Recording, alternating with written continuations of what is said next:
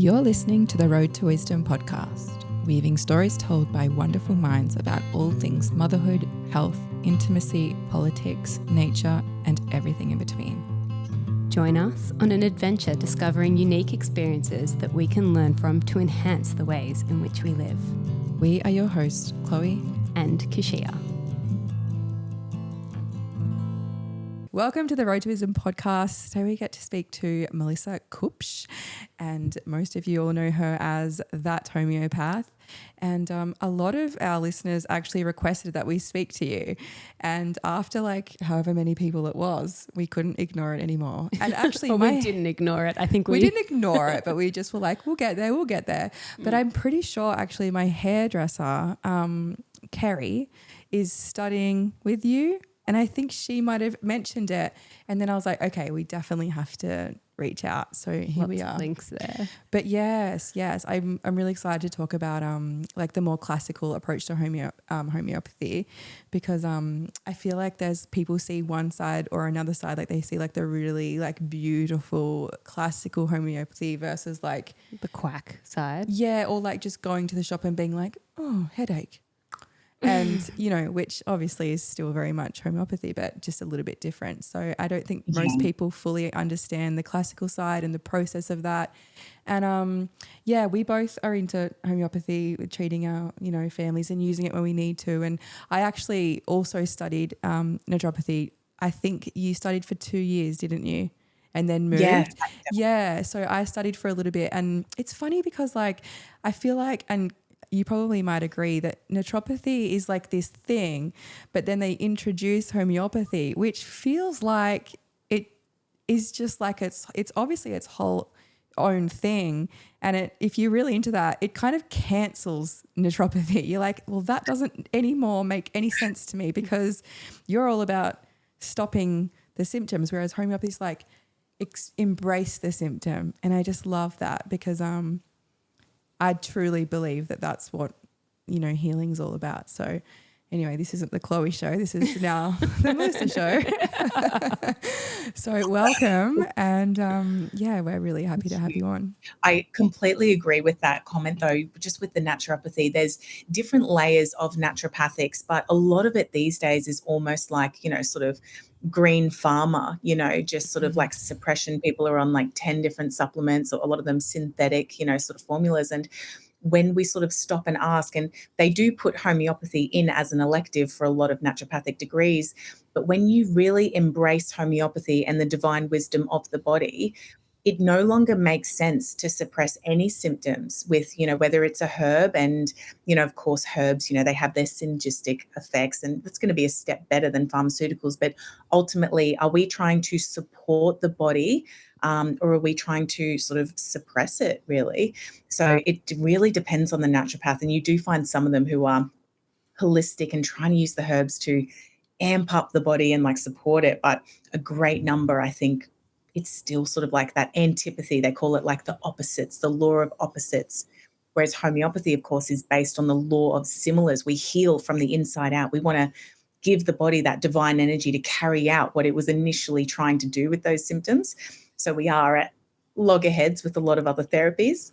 Yeah, I have to admit, even though I use homeopathics, I don't actually really know what they're doing. And I have here in the Northern Rivers an anthroposophical homeopath that we see, and she's incredible. She actually got my son off Ventolin, which is amazing.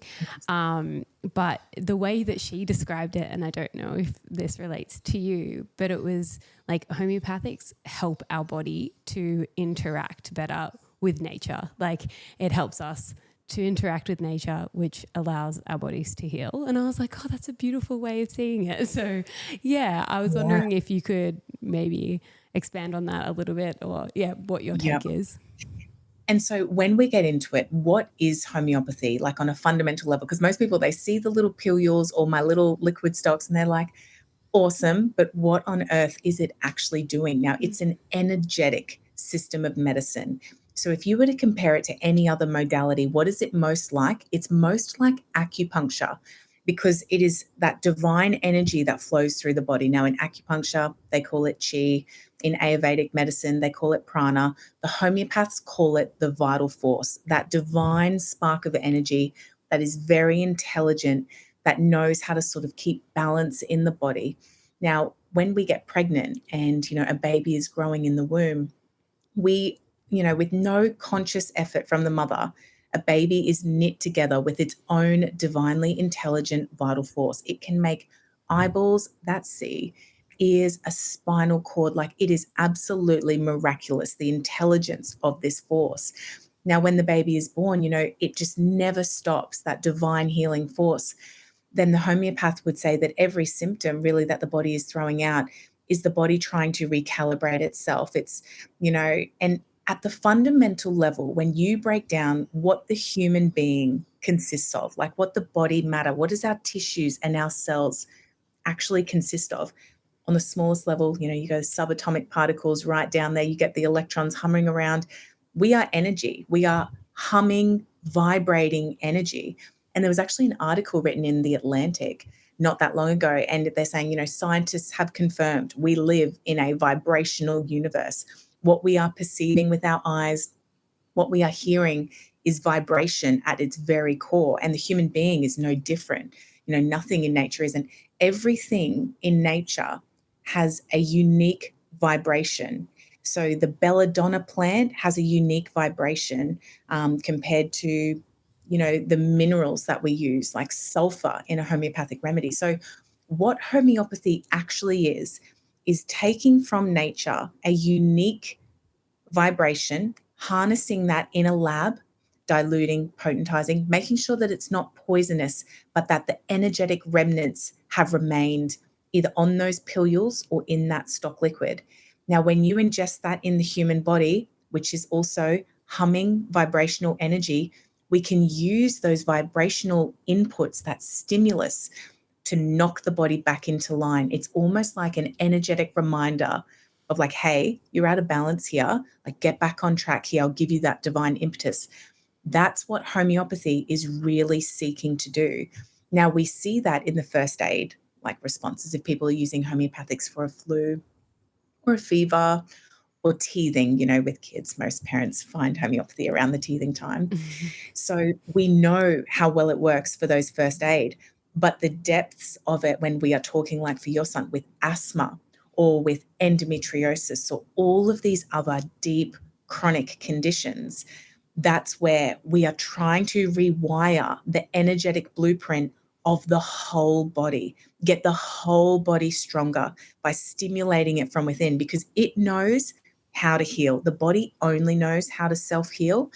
And it's not necessarily the homeopathics that are healing the person.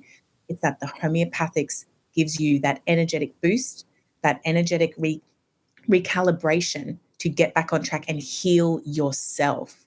So that's really the essence of it. Then just on another note, the depths of the chronic prescribing, it's mind-blowing, really, what people can heal with homeopathy, things that so many people deem incurable. That just does not fly with a homeopath, because we know that the self-healing capacity of the body is so far beyond what anybody's been told.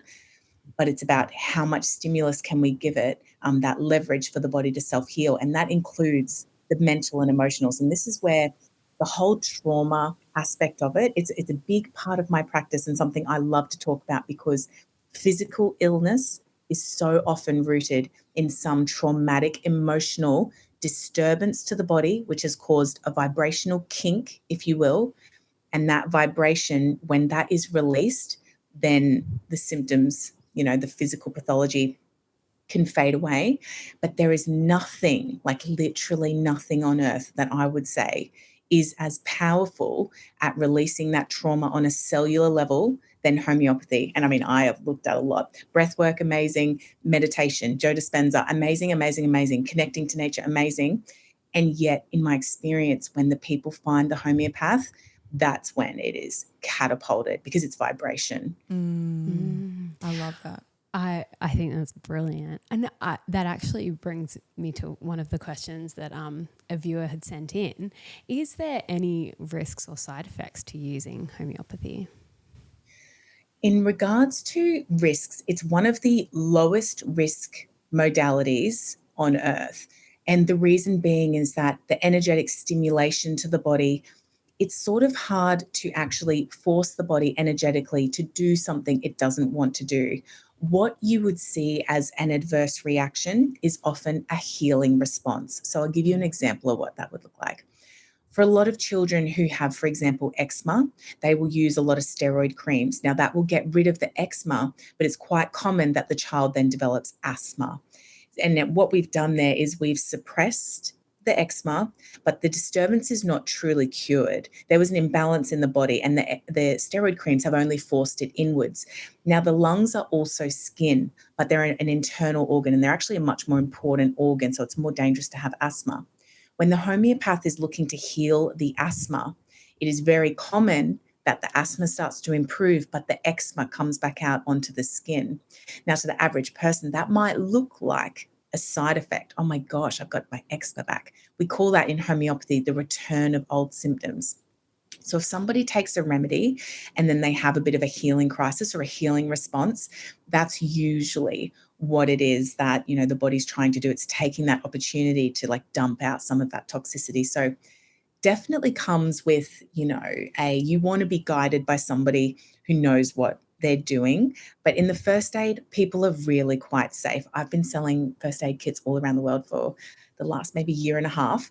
Not one, adverse reaction or nothing worrisome. So it's very gentle because, again, if you were to even take the wrong remedy and it doesn't resonate with the vital force, it would do nothing. So, very different to something like a herb or a supplement formula that people can actually be overdoing big time, taxing the liver, throwing other, chemicals out in the body by superdosing certain isolated things. With homeopathy, you're looking at a lot less risk. It's actually funny because when my oldest was a baby, I think she was just crawling age still, but there was a loose cap on one of our homeopathic little bottles and she downed I would say 3/4 of the bottle. Was it pillules? Yeah. And I freaked out because I knew that it was safe, but I didn't know if it was safe enough to be and I called the homeopath and I was like, oh my God. And she was like, it's fine. And I was like, oh my gosh, thank God. But yeah, I've never worried about it. And I'm so loose about leaving them around and about and just, I shouldn't totally be, but I trust that, it's so safe for the kids. But it is. Yeah. A lot of people do message about oh my gosh, they took it. I walked in on my middle son and my youngest son, and they had the first aid kit open in the room. All the lids are off, and this is liquid stock. They're banging little drops into my 1-year-old's mouth, and I'm like, but I wasn't concerned about the homeopathics. We're going to cause something because they weren't sick. The body finds no resonance with the vibration.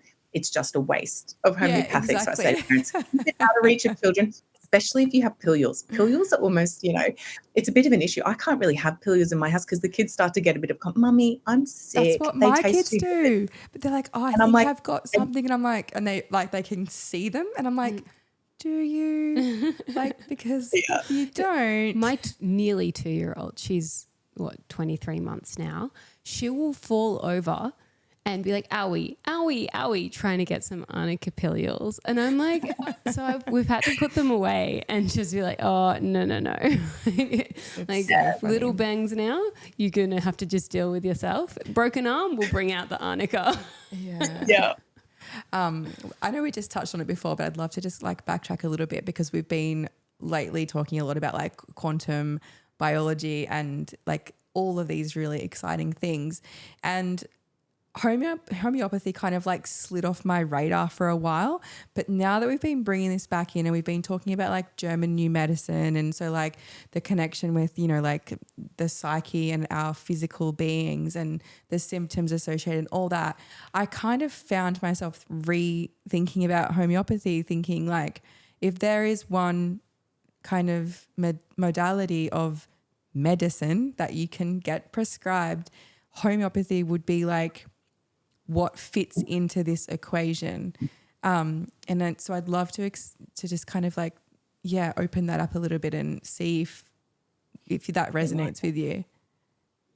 For sure. So in the physical sense with homeopathy, if we go back only 100 years ago, we had homeopathic hospitals all around the world, and people, because it's so suppressed, people these days just have no idea that, we had over 100 homeopathic hospitals in the US.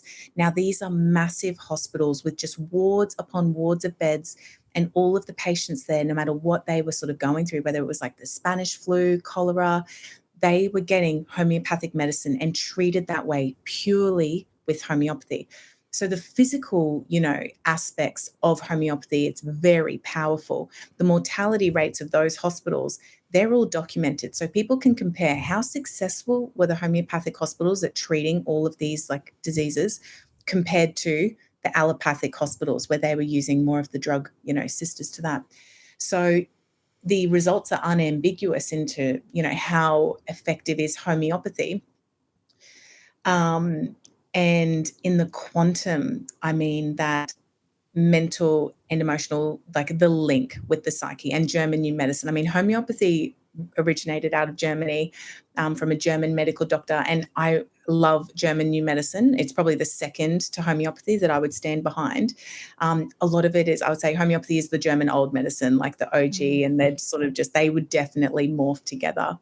In regards to like the homeopathic remedies, though, they're obviously unique in actually almost like transmuting out some of those, the traumas that people would then start to manifest disease with. So if we were to give like an example, a really common, easy one for people to understand is that any woman who has undergone any sort of sexual trauma, let's say it was like sexual abuse is actually very common. But we even see this same remedy picture that I'm about to talk about in birth trauma.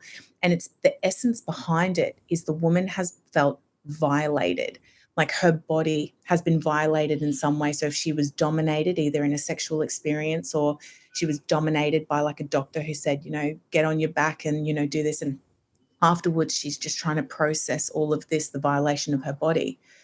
That manifests in very distinct physical pathology, and it's like a pattern most of the time. Now, some of the things that you would see in that symptom picture are things like urinary tract infections recurrently, just all genitourinary issues, whether it is bladder infections, recurrent thrush, these sorts of issues around that sphere, sometimes, endometriosis, but it's the resentment. It's the internal resentment that they often never get to voice and actually get out of there.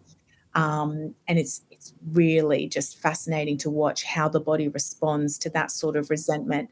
Now, that remedy picture is called Staphysagria, and we harness the power of the Staphysagria plant, put that in a pharmacy, and we end up coating those little pilules with the tiniest essence of the energy that comes from the Staphysagria plant.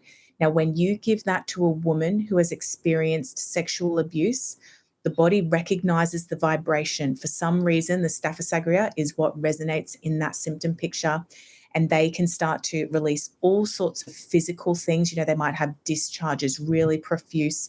The urinary tract infections stop. But the resentment comes right up to the surface and they can actually let it go. I have worked with people who perhaps were sexually abused 20 years ago, and they say, I have done 20 years of talk therapy. Like, I don't want to talk about it anymore. I'm not getting anywhere. And yet I cannot get over it. For some reason, I just can't let it go. And it's that on that vibrational, the deepest core level of the person, that abuse is just stuck there and they can't shift it. And the energy of the homeopathics can shift it. And and it's quick. I mean, we are talking massive like changes within the first week, 2 weeks, and within 6 months, potentially completely gone. For some people, it's not even that long. And so the power there to move out that stuck energy that would usually, for most people, result in pathology, that's where the power of homeopathy is just beyond. This is super profound in this whole realm of the other modalities that we were just talking about, because I know people that have found, I'm going to say German new medicine or, like other things. And specifically with German new medicine, actually, I'll just stay there, is because they'll be like, okay, so that's my conflict, but that happened 50 years ago. I cannot move that conflict. I'm aware of it.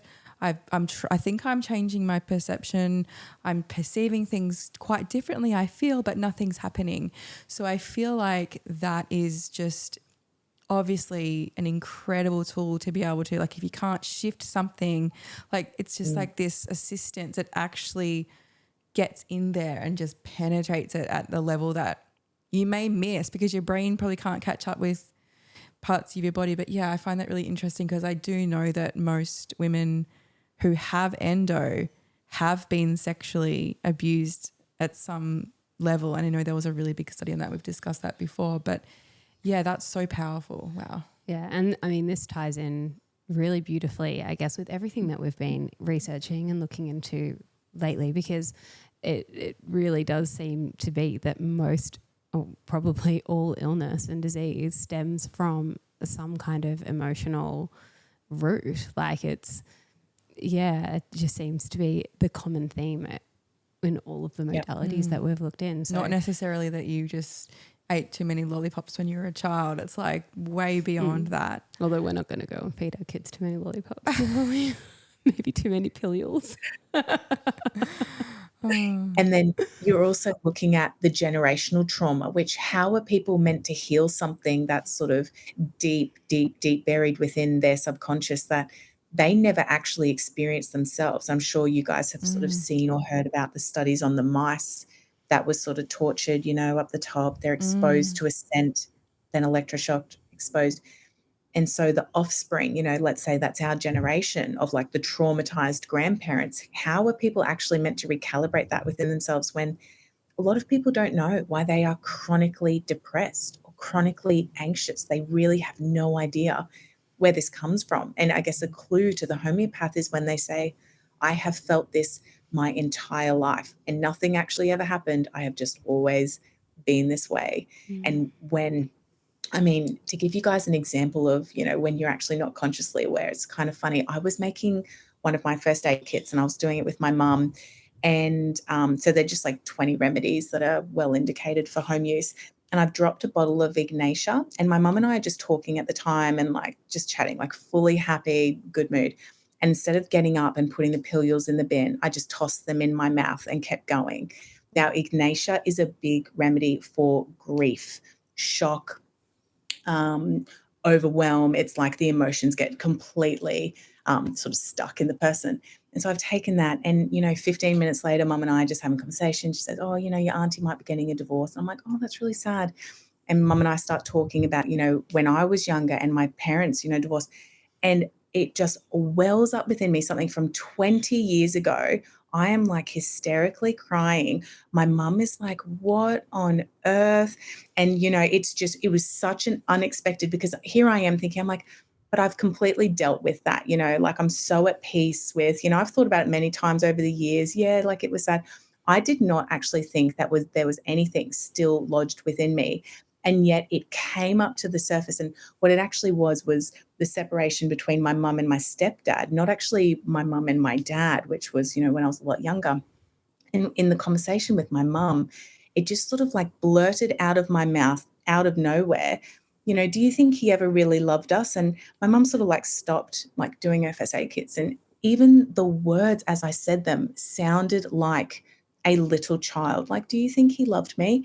And it's like, my mum's like, what? And she's honestly so shocked. And then I'm sort of shocked because I'm like, oh, I can't believe I just said that. And I like cried the whole way driving home. I said to my husband, oh, you're not gonna believe this. And then it wasn't until I was driving, I'm like, oh my gosh, the Ignatia, like what on earth? And I'm going to go home and take some. I'm going to avoid it with like all my might. I've been crying for the rest of my life.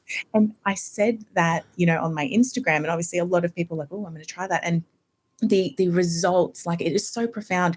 There was this one mum who messaged me on Instagram, and they had adopted a child from overseas, and that adopted child had had a really close relationship with his carer. Like they were like, it was almost like a mother figure to him. And she said, ever since we adopted him, he's very shut down. He won't talk about her. Like he absolutely, I see him sort of freeze whenever she's brought up, and I can see he's like quite grieving. She put in a bit of Ignatia into his, drink, just for a couple of doses, that's all. And she said the week later, he brought in a photo of his carer that he had hidden away in a book of his. This is a little boy, I think maybe like 4 or 5 years old. And he wanted to talk about her. And this mother was like, oh my goodness, like never. And so it's like it works obviously on children who don't know what they're doing. And yeah, sometimes we're just honestly unconscious as to our own blocks.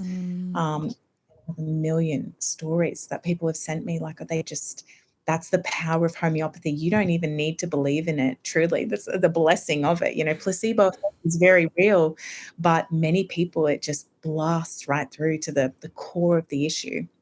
Wow. Because the body knows, right? It is divine. It knows where the blockages are, but it's that power, that stimulation that allows it to bring it up to the surface. Do you think there's like, because I always like to challenge everything, even though I deeply love it and really respect the modality. It's healthy. Yeah.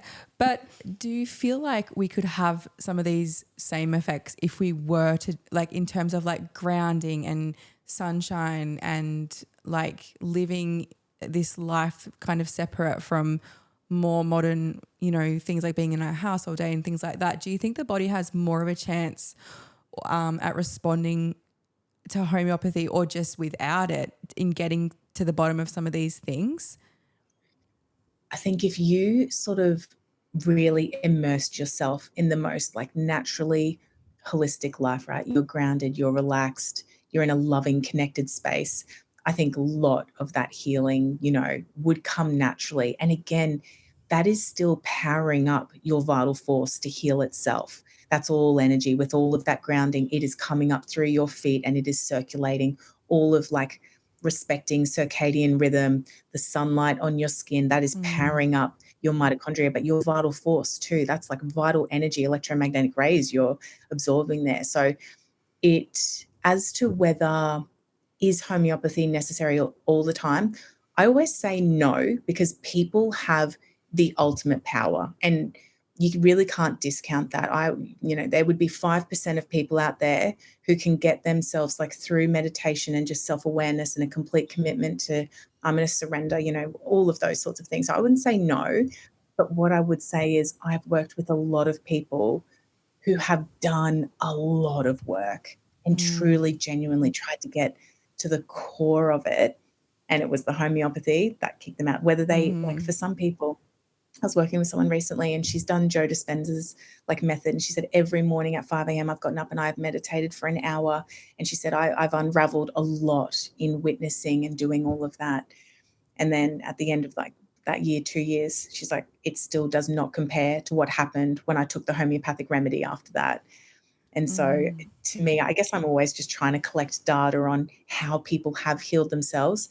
But I also don't like to ever push the notion that people need anything outside of themselves, because I don't actually believe that. So no, that actually just makes you like 110% credible, in my honest opinion. Like if someone can say that, I'm like, I actually wholeheartedly believe you then. And again, a theme that we have been covering quite a bit, especially both of us are coming back into the birth space for the 5th time. And we're like, that's something that we just spoke to Yolanda Norris Clark about, how in the birth space, you don't need anything but yourself. Like in so many areas, you don't need anything but it's such an amazing tool. Like I've predominantly used homeopathy for my kids and, for me during like birth, and I've noticed a massive difference being able to use it. But this is the type of homeopathy that I find quite basic, like, arnica because they've just given birth, or like something like that. But the classical approach to homeopathy and being in consultation with a homeopath blows my mind. I went through the process a couple of years ago with my daughter for a relatively chronic situation, and I just couldn't believe the questions that I was asked. And I was like, how could this possibly be relevant? So I would love to hear like your approach to it and how you end up finding the perfect remedy. So The person comes in front of me. My first question is, what is your main complaint? What are we working on? You've obviously come here. What is it that we want to resolve? So they'll detail that. Now I'll let them know, in order for me to find the remedy that's going to resolve that issue for you, I need to look at you in your totality. Now, what that means is I need to know pretty much from when you were born up until now. Tell me anything that you can about yourself that you feel might be significant. Now, people often ramble up, I had a lot of tonsillitis when I was a kid. Then I developed like eczema when I was, 2, and la, la, la. They will go through, high school was extremely stressful for me. They'll say, I got glandular fever, which is mono if you guys have people overseas, but then they're like, I've got chronic fatigue. I'm a perfectionist. I'm a type A personality. I just so highly strung, I can't relax. And they'll detail this sort of whole case to you. And then you will also want to know little things like, what are your body thermals like? Is your body temperature quite hot, or do you run cold? Do you crave sugar? Do you crave stimulants? Do you crave alcohol? Do you have an addictive personality? Is there any self-destructive tendencies? All of these little things are pointing us towards the distortion in the energy that we are trying to correct. Now, what I also want to know is your family medical history, because what comes down family medical, lines, it's very significant. Many practitioners say they'll say, your lifestyle, genetics load the gun, but your lifestyle pulls the trigger. And there is a lot of truth to that, but people really underestimate the power of the energy that you actually inherit at birth. And this is, you've got 20-year-olds with rheumatoid arthritis, and you go up and yes, there's rheumatoid arthritis all through, the family history. You've got, drug addiction. These are like inherited energetic, sort of wirings that we want to recalibrate. So do you always look at family medical history going up, their parents and their grandparents and even their siblings, if there's anything significant. But all up, I'm trying to get a real feel for this person and what I like to call the genius of the case. What is your never well since? So if they're coming to me with a hormonal issue, for example, I work a lot in fertility, and if their never well since was that they went on the oral contraceptive pill and since then everything has gone downhill, homeopathically, I know I need to go back to that spot and I need to recalibrate things there. So, whether that's doing a pill detox or just giving folliculinum to stimulate, the healthy estrogen, sort of spike at ovulation, or whatever it is, I want to know what was the never well since. A lot of people, it's like emotional wirings that happen when they're children, up to the age of 7, sort of like a tape recorder. And you just want to know, what was it like when you were a kid? Were you the anxious kid? Were you super outgoing? Are you a performer? You want to know everything, because when you go through the materia medica after a case, you are looking through these massive textbooks at each individual remedy. Now, we have thousands of homeopathic remedies, but realistically, I'm only going to pick out of about 100. Like 99% of prescriptions come from that key 100 remedy. So if you know them inside out, back to front, you're largely going to recognize the pattern in front of you, but almost everybody will fit into one of those homeopathic remedies. Then the art of homeopathy is discerning what is the best remedy for this case, and then matching, the dosing, the frequency, the power of the remedy. We call that potency. So if anybody sees, what's the difference between 30C, 200C, 1M, these are all different strengths of that remedy. We need to match the energy in your body in order to push back and trigger that healing response. So the power matters almost as much as the actual remedy itself matters, finding the right one. But that is really where the magic is. And it is mind-blowing when you take case after case and you see the same patterns and then the healing responses are the same. It's just remarkable, and you realize it is all linked. There are no random symptoms. The body is not malfunctioning. This is its attempt to get back into alignment. When we get into children's ailments, so say,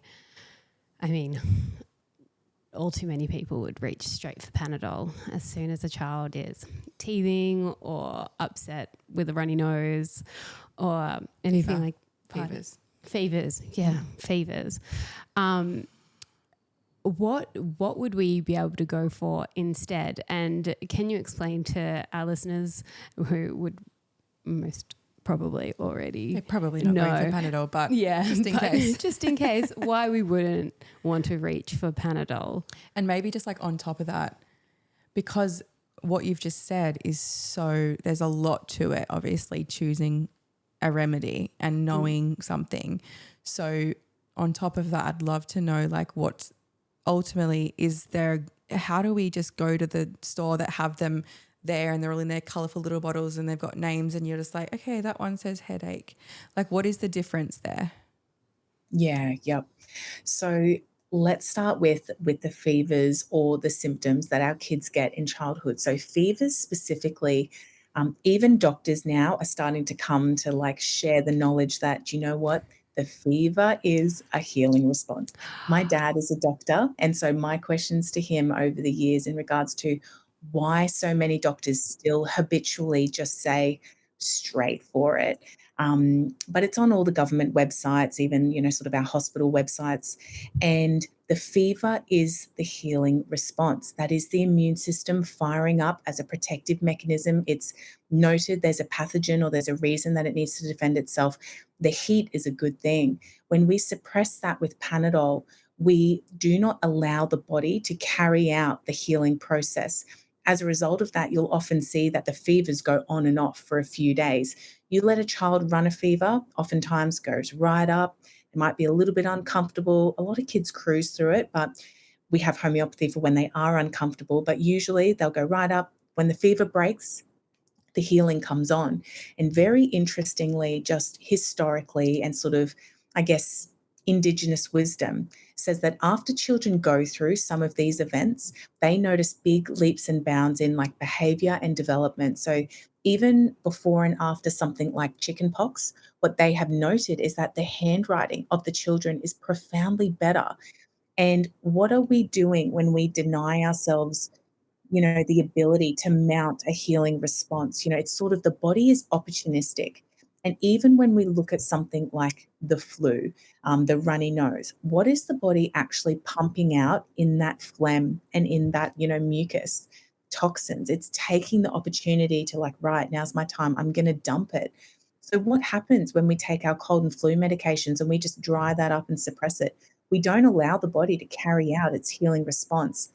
Over a lifetime of just chronically suppressing every little ailment like we've sort of been trained to do, what you result in is often chronic disease. The body is not operating correctly anymore because we have interfered so much. It doesn't even know how to mount a healing response.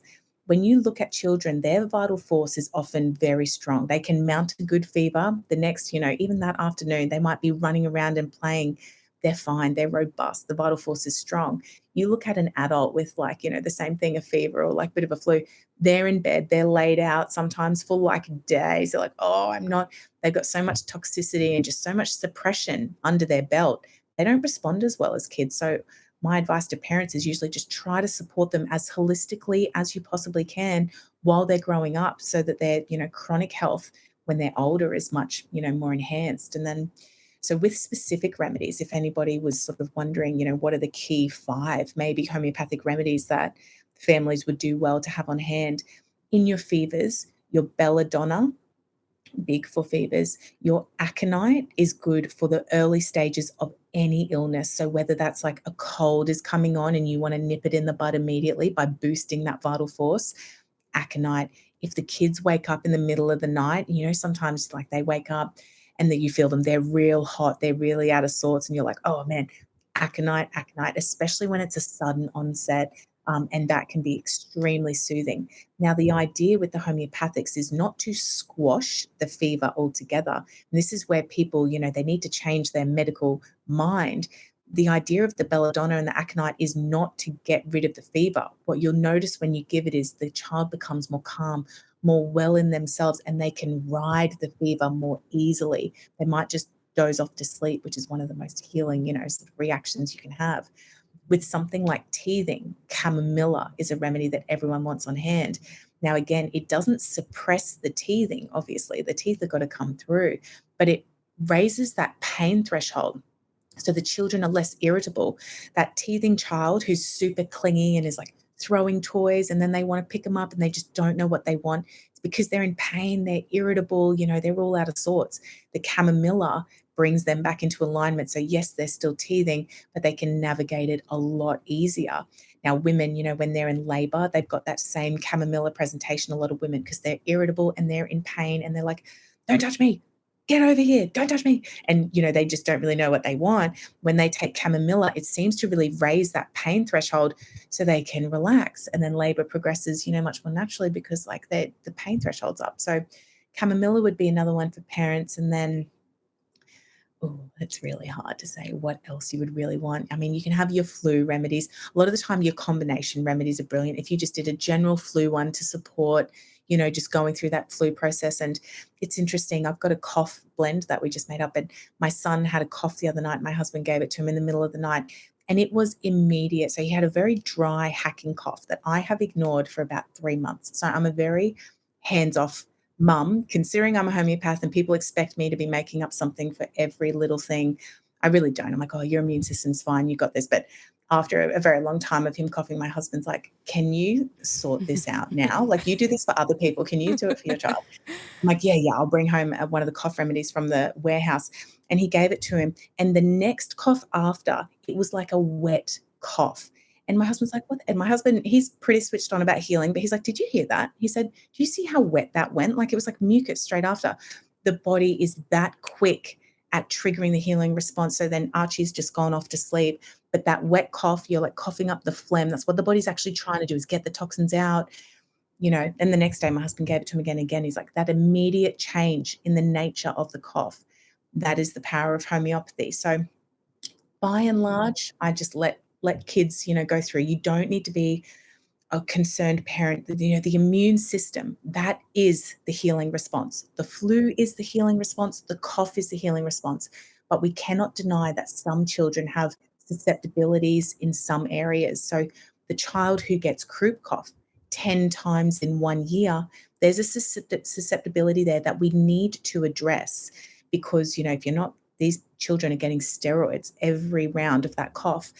So it's a fine line between what is a true acute, just a normal, healthy response, or what is like a weakness in an individual that we want to recalibrate so that they don't need to. So it's a bit here and there. No, it's absolutely incredible. I think we should just go into something that's a little bit of a topic. So can I preface it? Yes, you can. So when I was a new mum and didn't have many mum friends, did stumble along, stumbled into a few mums, and my way of sussing out mums I wanted to be friends with was always, so how do you feel about vaccines? That's how you really weed them out. No offense to anybody who's on the fence or anything. But I did meet a mum who I am still very good friends with, and she was like, oh, no. Like, I just went and did like straight homeopathics, because I mean, I was still in the mindset then of I was too scared to vaccinate my kids, but then at the same time I was a bit scared of not vaccinating them. I mean, at the moment there's whooping cough going around, and we just did chicken pox last year. So, when you go through those diseases, you realize like they're not fun, they're not great, but your kids survive. But yeah, at that stage, I was still a little unsure of wanting to do that part. And yeah, she mentioned homeopathics, and this was actually the first time I'd heard of homeopathics for vaccinations. And I was wondering if we could chat to you about that. I guess, first of all, maybe we could go into vaccines and their potential risks and maybe benefits. Maybe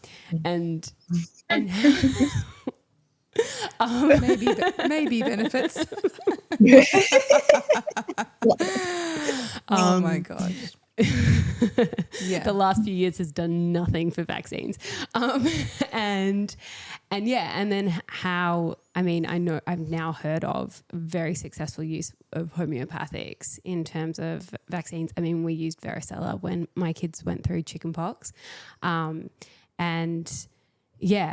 I mean, there's always supporting that, but then I've heard of the vaccination or prophylaxis, of homeopathic. Yeah, so, absolutely. would love to hear your take on that. So homeoprophylaxis is the homeopathic version of immunization. Now, what you're doing in that is exposing the child to the homeopathic remedy, that vibrational, blueprint that the body is going to recognize. And I guess much like a vaccine, then when they do come into contact with the live virus later, the body already recognizes that healing response. And it's like just a repelling type thing, an immune, sort of thing. Now, Dr. Isaac Golden is an Australian homeopath. He did his thesis, his PhD in homeoprophylaxis through Swinburne University. So obviously in doing a PhD, you are well, looked over. Your, scientific mind, your everything is very rigorously critiqued. And what they have found, I mean, homeopathy historically, the mortality rates are there. If you look at scarlet fever, if you look at the Spanish flu, you look at cholera, what they were actually treating in those hospitals. And it's so fascinating to me. I love reading the homeopathic history books where we're talking about specific homeopaths, and they were new to the town. And a lot of people back then, they hadn't seen the power of homeopathy. And they were like, get out of here. We trust like the modern medicine. And it wasn't until that, the epidemics would come sweeping through, and all of a sudden it's very obvious what treatment is more effective. And the homeopaths had lines of people circling like their house, just people waiting to get their hands on things like belladonna, remedies that we still use today. And so the history of it is so rich. And that is where homeopathy became so very popular and powerful. It was through these times of epidemics because it was so obvious how effective it was. Now, homeopathy has been famous among, the rich and famous, the monarchs. We know the late Queen of England, Queen Elizabeth, she refused to travel without a homeopathic first aid kit. The royal family have their own private homeopathic physicians. They always have. These are the richest people in the world, and they have chosen to use homeopathy. When we look at J.D. Rockefeller, who really brought in the pharmaceutical era when he realized that petrochemical drugs could be used as medicines, he had his own private homeopaths, 3 of them, that served his family, the Rockefellers. And he, famously spoke in favor of homeopathy prior to realizing the competition really that it was to his industry. From there, the suppression of homeopathy, it was pretty quick. I wonder trying why. to really trying to really stamp it out of the universities. And that's where they go first. Let's get it out of the institutions, because back then, these were doctors who then moved on to homeopathy. They were very, very smart men. They were almost notoriously all physicians who were then homeopaths. So they were very powerful, and they gained like a very big following. If they could get rid of, teaching it so that people stopped learning it, well, here we are 100 years later, and you're a lucky person if you even know what homeopathy is. So that's sort of how that all went. So in regards to Isaac's work, it's so interesting. He got called over to Cuba, and under Fidel Castro, they were rolling out homeopathic immunizations for, millions of people in Cuba, and they were studying and collecting data on it. And it was just fascinating, the effects. And again, the results were unambiguous as to how effective homeopathy was. And from the reports, which people, you can look these up through PubMed, let's say 7 million people received the homeopathic immunization, and the 7 million on the other side got vaccines. You can compare, that homeopathy is equally, if not more effective, in that was leptospirosis. But they continued to roll out homeoprophylaxis for, hepatitis, throughout COVID, all sorts of prophylactic interventions. So Isaac does the protocol. He's really the sort of figurehead of it, I would say. And yeah, it's remarkable. And when we're looking at the risks associated with vaccines, it's something that many people are truly not aware of unless it happens to them or someone close to them, because up until then, you could often not believe that something that we've been so indoctrinated to believe is the safest thing on earth. You really just can't fathom it. I actually hired a warehouse manager to look after our first aid kits. And I mean, when we were doing the interviews, it was important to us that we had somebody who was aligned, but we didn't tell them originally that I'm a homeopath, or, my sister Ash put the ad out, and we had this woman come, and during the coffee date, she said, oh, la, la, la, the last couple of years have been interesting. I don't have a job. Anyway, I was arrested for playing at a park with my grandchild, during COVID. And I was like, oh, right. She's like, yeah, I was taken away in the back of a paddy wagon. I was like, okay, we can just stop this interview right here. I trust you. I trust that you've got a background. And when she said that she also loved homeopathy, I was like, right, the power, what you're going to be overseeing. That's really important to me, that you understand how important, it is to be done correctly. And I was talking to her in the warehouse a couple of weeks ago, and she said, my daughter was severely injured by the Gardasil vaccine when she was 14, and she started to have seizures a week after, the first shot, and she said, I still never correlated it. After the second shot, then she's having these fainting episodes, and, she's like out of it. We're in the hospital, in and out, and things are really bad. After the third shot, she's like, then I realized what had happened, and, but it was, too late. And the daughter has dealt with a whole host of things.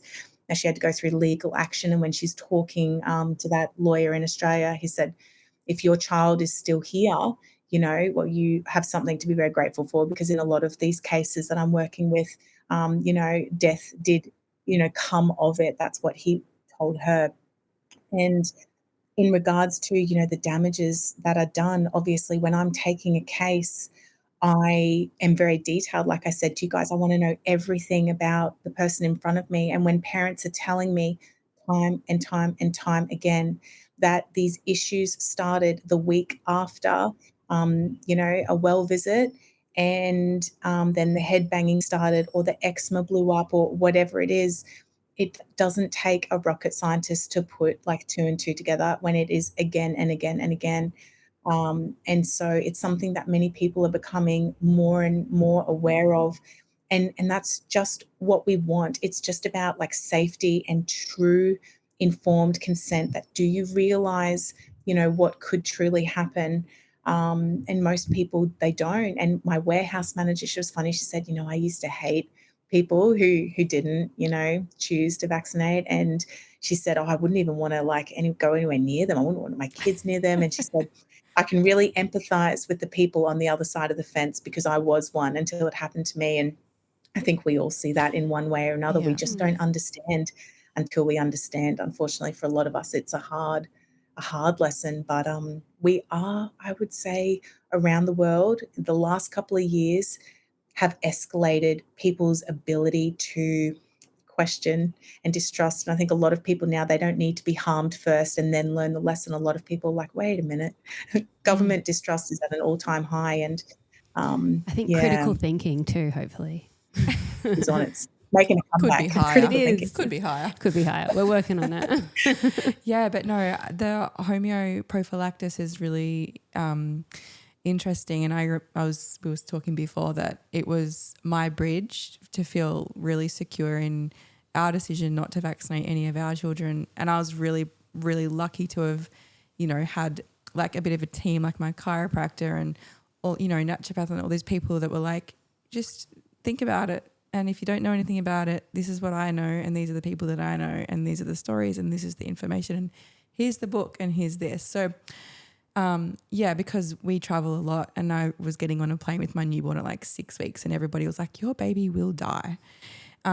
We decided to do homeoprophylaxis, and it was like a month into it, and I was just like, I actually feel very confident to not do anything. But I would love to, I guess it's like a good option for people to know about if they are not confident doing nothing. Absolutely. Because, yeah, a lot of people, they know what they don't want to do, but they're still not comfortable. And it's like one of the biggest decisions as a parent, to really decide that. I know my dad, he's had patients who've passed with tetanus. And so it's like, he's saying to me, I'm not sleeping at night. Like, I'm so, concerned. And, these are, again, it's big things, like on both sides. There is risk with all things, but it really has to be an informed decision and what risks we want to take, for yourself and for your family. They're big, big decisions. Well, tetanus is an interesting one. And I do wonder actually if there is anything to take after you have potentially become in contact with it. So like if you step on a rusty nail or something, like it's my understanding that if you went to the hospital and then you got the tetanus shot, that it would be too late anyway. So, like people, I mean, I would worry about that. I would worry about, my kids being around like our horse stable or something. And then like, sure, maybe it's more cows. That's what I was told. We got cows in there. Oh, yeah, but yeah, like what would be, like that's something that I would consider like, but the rest not so much. So is there anything that we could have in our arsenal for tetanus? Yeah, there's the homeopathic tetanus, and I give that to my kids every now and again. So yeah, definitely tetanus. And then if there ever was an exposure that you're concerned about, and let's say it was like a puncture wound that's still now and it didn't bleed, of course, if it bleeds, you don't need to worry because that means, obviously the blood's coming out. But the remedies hypericum are very high up in treating that. And ledum is another one that homeopathically people rely on. They would be the key too. But if you're looking at prophylactically, like prior, tetanus would be the one. You might still have that in your homeopathic kit. I'm not sure if you ever binned that or whether you kept it, but I've got a whole box and I've got like 100 little things and I only am really familiar with like 5 or 10. And I've got my book and I'm like, what is it? What do I need? And what it book always do you use? just like the stock standard little one, but I also have like textbooks and stuff from like when I was at studying naturopathy, but I obviously don't refer to them. I only refer to like the handbook. But yeah, it always kind of leads you back to the top, like 5 or 10. Yeah. So yeah, I'm not really familiar in depth with all of them, but we're very familiar with ledum because we have lots of ticks around here and other insect bites. We're like, Mom, get some of that into you. Ant bites too. I think it's good for. Really? I was thinking about just controversially asking why, if these are so successful, the homeoprophylaxis, this is a very obvious answer, but like, why can't we use these to send our children to like preschool and travel and, all of these things? And it's an obvious answer, but I feel like if people knew more about it, there would be a bit more of like a support towards it, an argument for allowing it. Yeah, especially when the data is there to be looked through. But the Australian government is currently, it's sort of in front of the Ombudsman because it was such a corrupt report. And it was, I don't know, I would say in regards to the suppression and, I mean, the powers that be right now that really think they can throw their weight around, I think they really are losing a lot of their sort of chokehold on people, and they're getting a bit messy and lazy and desperate. And what we've seen in the last couple of years, that has really switched a lot of people on, and that's really their mistake. Their heavy hand has forced a lot of people into this situation. So when you look at even the NHMRC report where they were it was blatantly like just corruption that you would never think that they would even think they could get away with. And so they've been told that they must release the true findings about homeopathy to, the Australian public. And yet because of COVID, they've sort of gotten a little grace period and they're dragging their feet and there's been nothing released. But it is overtly obvious that, of course, we compete for, they would lose a lot of profit if people really realize. But it's not just about profit. I think it goes so much deeper than that. And it is the control of people, when people realize that they can largely heal themselves. And we're not just talking about like getting off drugs. We're talking about how many people would, stop buying alcohol and they lose in alcohol tax because, the trauma has been transcended and they realize they can live a happy, peaceful life. We're talking about, reliance on this broken slave-like world.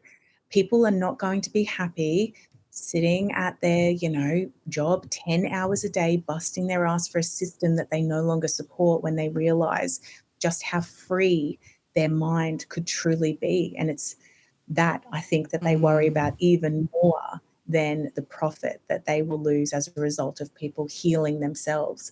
So yeah, they have no interest, and they make it that it becomes a personal attack. If we're going to talk about Dr. Isaac Golden, we were talking on the phone this morning, and I was sort of saying to him, it's hard to like be in this industry sometimes and just know it's like I'm like in my early 30s. I've got 3 young boys and I don't want any stress. I'm pretty like peaceful, happy person. And yet at some point it will become personal because they just can't have that. I mean, we are just growing at warp speed. And I just, yeah. And for Isaac, the personal attacks started to come out like in the news. And even though it was literal made up lies, who's going to keep them accountable, to what is printed? And so you have to have a really strong, I think, spiritual and emotional center to ground yourself and remind yourself, what am I doing and why? Because if you don't have that and you're worried about how you're going to be represented in this world, or if you're worried about, I don't even know what they want to try and hold over you. But yeah, and I think we can all admit, if you look around the world at the moment, we're in an absolute time of transition. And we have 2 ways that we can go. And one way looks really dire. And sometimes, you look down that way. I work in fertility, and we're in a real shambles, and it looks really bad. A lot of people look at that and they almost feel just like giving up, like we've already lost. There's no hope for us to claw back. And I just don't feel that way in my heart. I just don't. Yet it might be messy, but if the majority of us who feel it within ourselves that there is a better way, and we all do our part at chipping towards that sort of new, brighter future, that's how we get there. But it's going to take, emotional and spiritual resilience, I would say. I love your outlook on all that. Yeah. Thank you for sharing that. It's beautiful. I can't remember if we had any more listener questions. I do. I've got another couple of hours worth of fertility questions. What's the question? Can we go into can we do a part 2 and get into fertility, because that's something that like interests us so much, even though we've not. Well, here's the thing. This could be a really nice segue into some of our more brutal episodes, because, like we are obviously like we're both currently pregnant with our 5th babies, and like we feel incredibly privileged to be able to have 5 babies each, and quite effortlessly.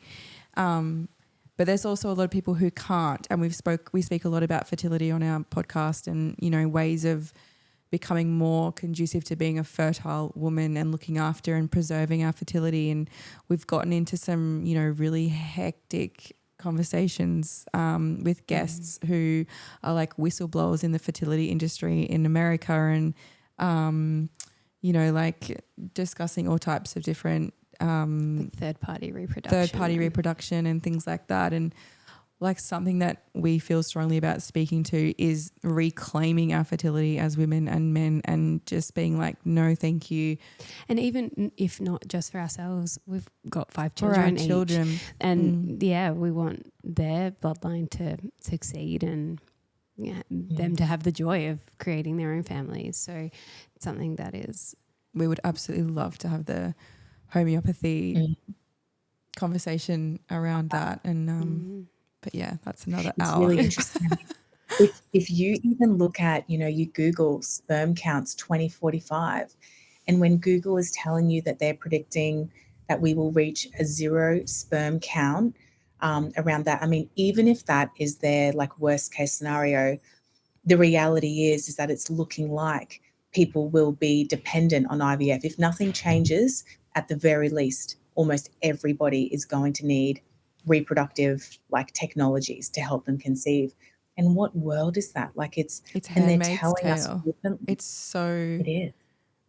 yeah, it's a very, And then looking, you know, we've gone into discussions about the risks behind IVF and like the studies that are coming out now, you know, even women who undergo IVF and then, you know, I mean, you're not told this when you go into it, but you have higher rates of heart conditions. And yeah, I mean, we could go on. We'll be releasing a podcast on that. So it gets really hairy though. And it's yeah, definitely. And it's like, how do you educate people without absolutely breaking their hearts? You know, I'm sure you guys feel that sometimes when you're bringing information forward, it's like, I wish it wasn't so. But the truth is that a lot of people who are going through fertility struggles right now, oftentimes it's not even just, you know, it's not their health and the way that they live. Sometimes it's the culmination of the grandparents and the parents. You know, if the parents were on the oral contraceptive pill, you know, it's like sometimes we're seeing in these women now, you know, it's nothing that they even chose to do. And it seems to me to be one of the most unfair hands that somebody could possibly be dealt.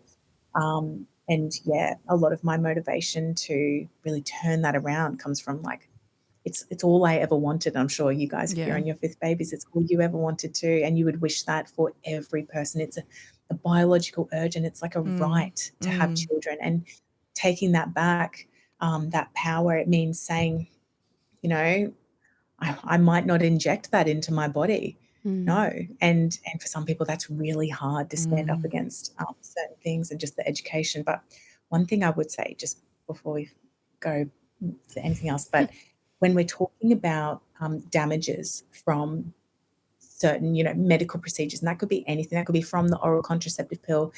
One interesting example that I had recently was Gardasil. Now, a lot of women, you know, obviously were injured by that. Now, they might still be the minority, but it's still a lot of people. But when I was making up the homeopathic remedy for the Gardasil detox, this was probably about 4 months ago now, and I just thought, oh, I'm just going to take a dose myself because, you know, I took those shots when I was in school, and even though I don't appear to have had any adverse reactions, I'll just take it and my body can energetically clear it if there was anything. And so I just took it. I kept mixing up the remedies, went back into a consult, and I just felt like this cramping, like in my uterus. I'm like, oh my gosh, what is that like feeling? Very much know my cycle and know that there would be no reason why I would be cramping at that time. And I was like, oh my gosh, the Gardasil. And then didn't think anything more of it. Wasn't severe. Went to bed. The next morning I woke up and I'm just pulling on my nightgown. And I was like, oh my gosh. And I said to my husband, holy crap, my arm's dead. And I said, oh my gosh, it feels like I just had and I was like, oh my gosh, no, my arm was dead at the exact site that I would get a vaccine on my left arm. And I was like, that's not possible. And but I knew because I have had that pain before with the shot. It was like a full dead arm. And I said to my sister, you won't believe like what's happened. And she said, don't you remember like how dead our arms were when we got them at school? Like we were complaining about it for days. I was like, I don't remember that at all. And when I had Dr. Isaac Golden in my practitioner's course talking to the students a couple of weeks later, I said, Isaac, I had a very interesting response to detoxing the Gardasil. And he said, well, that's not uncommon given, you know, the sort of neurological impacts that, you know, a lot of people had, the sort of paralysis, and, you know, that wouldn't be uncommon. And that for me, with everything that I have seen with homeopathy, and I have seen miracles beyond miracles beyond miracles, and it still shocked me that 20 years after the fact, my body still remembers and it could still mount a healing response. Now, my period after that was really thrown out, and my period is very just stock standard. So for it to be thrown out was very obvious to me. It had a hormonal impact in detoxing that as well. So there's a lot of healing that can be done with homeopathy, undoing such layers. You can never say for each individual how much healing is possible, but in terms of modalities, it's something that if somebody is really struggling with something, I would look into and just research, you know, could it help me in my situation? Because 99% of the time? The answer is yes, absolutely. Because of all of your self-experimentation, this is why you're like a glowing beam of sunshine. So if anyone has a kit, just start taking them and see what happens. That's the advice I've gotten. This is the take-home message for me after this conversation. Go home, get into your box of homeopathics and just see what happens. Love it. Oh, thank you so much, Melissa, for coming on and giving us your time and all of your knowledge. It's been incredible, and I'm sure our listeners have gotten so much from this conversation.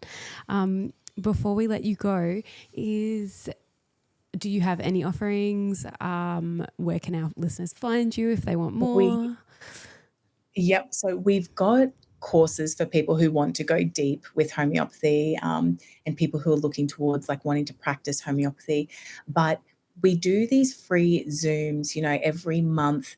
And they're around first aid and just answering all the questions around dosing. And a lot of people, if you've got infants, people want to know, how do I dose for a baby versus an adult, and all these little things where when people just buy them at the shop, they don't have somebody to actually ask. So anyone is welcome to join any of these just free Zooms that we do. And then, we do a lot of training on Instagram predominantly is where we really put info out. And it's amazing how when people are reading the stories of others and their healing, and I will say, this person took this remedy through ya and this is what happened and this is why they took, and the amount of people, who just like, where can I buy this remedy? That's where a lot of the learning comes, because we relate to each other. And sometimes, we think, oh, I never realized that would have had such a big impact. So if anybody goes to Instagram on That Homeopath, I'm not actually online at the moment, but I'll be back in 3 months. But my sister actually, Ash, she's having a great time on there, keeping everybody entertained. But that's where people will learn a lot for free and just really start to grasp the power of homeopathy. Amazing. We'll link all that in the show notes. And looking forward to round 2 about fertility.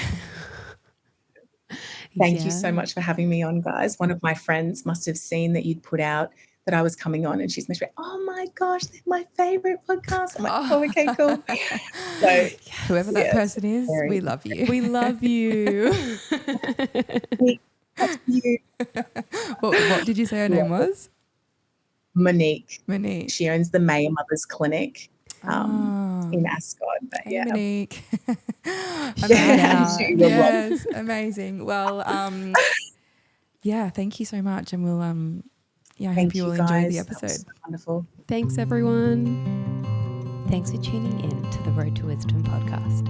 To join the journey, you can follow us on Instagram at theroadtowisdom.podcast and at www.theroadtowisdompodcast.com. Don't forget to subscribe and leave a review. We look forward to seeing you next week with more juicy content.